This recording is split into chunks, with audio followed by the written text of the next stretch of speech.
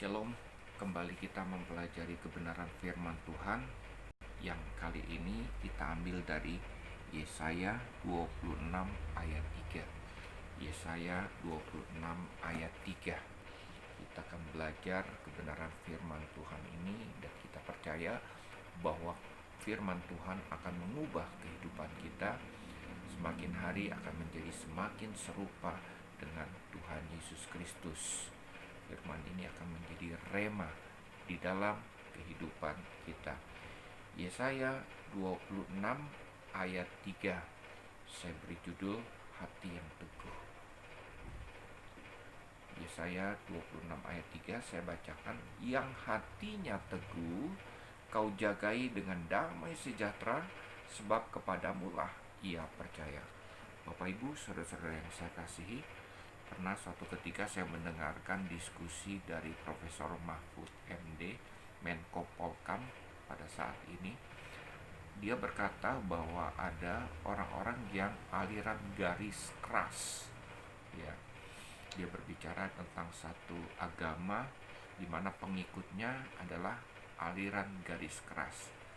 Aliran garis keras ini bukan berbicara tentang orangnya yang keras dan bukan hanya sekedar militan, tetapi orangnya yang mengikut yang mempunyai prinsip aliran garis keras ini adalah orang-orang yang mempunyai keyakinan yang teguh, kuat, kokoh. Jadi tidak bisa digoyah. Ini bukan hanya sekedar keyakinan agama, tetapi keyakinan politik. Ya, katakanlah misalnya satu tempat, mereka tidak suka dengan Jokowi, atau PDIP, dengan cara apapun, orang itu sudah dikampanyekan dan lain sebagainya, sudah dibuat program untuk mengubah orang tersebut untuk supaya mendukung Jokowi. Tapi apa yang terjadi? Orang-orang tersebut yang mempunyai aliran garis keras ini tidak berubah. Mereka kuat, kokoh. Nah, Bapak Ibu saudara-saudara yang saya kasihi, saya percaya kita pun juga adalah orang-orang yang mempunyai aliran garis keras, termasuk aliran garis keras. Kenapa aliran garis keras? Bukan kita adalah orang-orang Kristen yang militan, tapi lebih daripada itu. Kita adalah orang-orang yang percaya, yang sungguh-sungguh percaya kepada Tuhan. Kuatkan kokoh kepercayaan kita, tidak goyah dengan apapun yang terjadi dalam kehidupan kita. Ketika ada bencana, penderitaan, ada apapun yang terjadi dalam kehidupan kita, kita tetap kuat, kokoh, berprinsip, dan punya keyakinan bahwa Yesus adalah Tuhan dan Juru Selamat di dalam kehidupan kita. Bahkan hidup kita mengandalkan Tuhan yang kita sembah, Yesus Kristus. Dalam setiap perkara kita mengandalkan Tuhan Yesus Kristus sebagai Juru Selamat kita. Nah, itulah aliran garis keras di dalam kekristenan yang mempunyai hati yang teguh, keyakinan yang kuat dan kokoh pada Yesus sebagai Tuhan dan Juru Selamat. Bahkan hidupnya mengasihi Tuhan dengan segenap hati, jiwa, dan kekuatan. Itulah aliran garis keras orang-orang percaya atau orang-orang Kristen.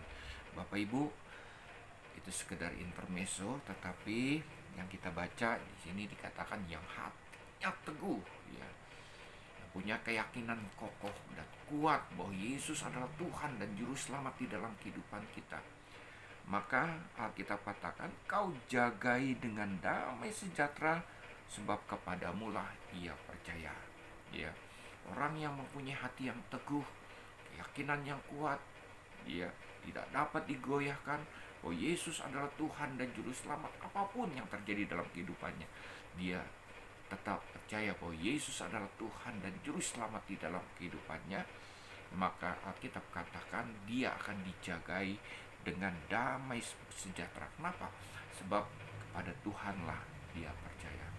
Bapak Ibu saudara-saudara yang saya kasihi, di dalam kehidupan kita sering ada konflik.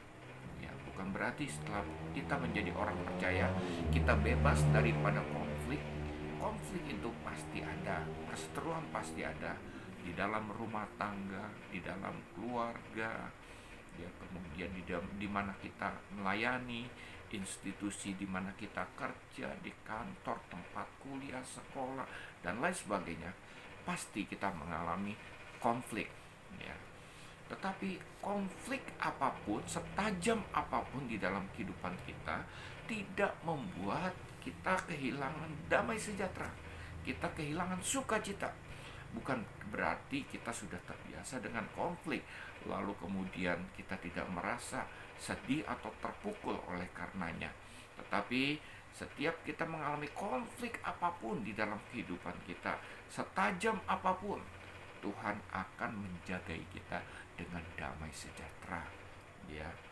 Sekali lagi, bukan berarti kita melupakan akibat daripada konflik tersebut yang membuat kita terpukul, kehilangan sukacita, tetapi Tuhan tetap menjagai kita dengan damai sejahtera-Nya yang datangnya daripadanya. Damai sejahtera Tuhan selalu melingkupi kita dalam situasi kondisi apapun. Karena apa? Karena kita percaya sungguh-sungguh kepada Tuhan dan hidup mengandalkan Tuhan. Serahkan hidupmu kepada Tuhan dan percayalah kepada Tuhan. Tuhan akan bertindak di dalam kehidupan kita. Katakanlah misalnya kita sedang mengalami sakit, penyakit. Katakanlah kita sedang mengalami influenza, panas dalam, dan lain sebagainya. Ketika pada waktu dulu saya sangat bergantung sekali dengan jamu cap Nyonya Menir, Bapak Ibu, jamu sariawan. Maka ketika saya mendapatkan jamu tersebut, wah, ya, saya sepertinya seolah-olah, ya, belum minum jamu tersebut, tapi sepertinya seolah-olah sakit penyakit saya hilang. Kenapa? Karena saya sangat begitu percaya dengan jamu Nyonya Menir tersebut. Apalagi setelah saya minum, maka yang terjadi setelah itu saya mengalami kesembuhan. Sebelum saya minum pun juga saya mengalami damai sejahtera. Tidak ada ketakutan dan kekhawatiran bahwa penyakit itu ada terus dalam kehidupan saya. Kenapa? Karena saya percaya dengan jamu Nyonya Menir.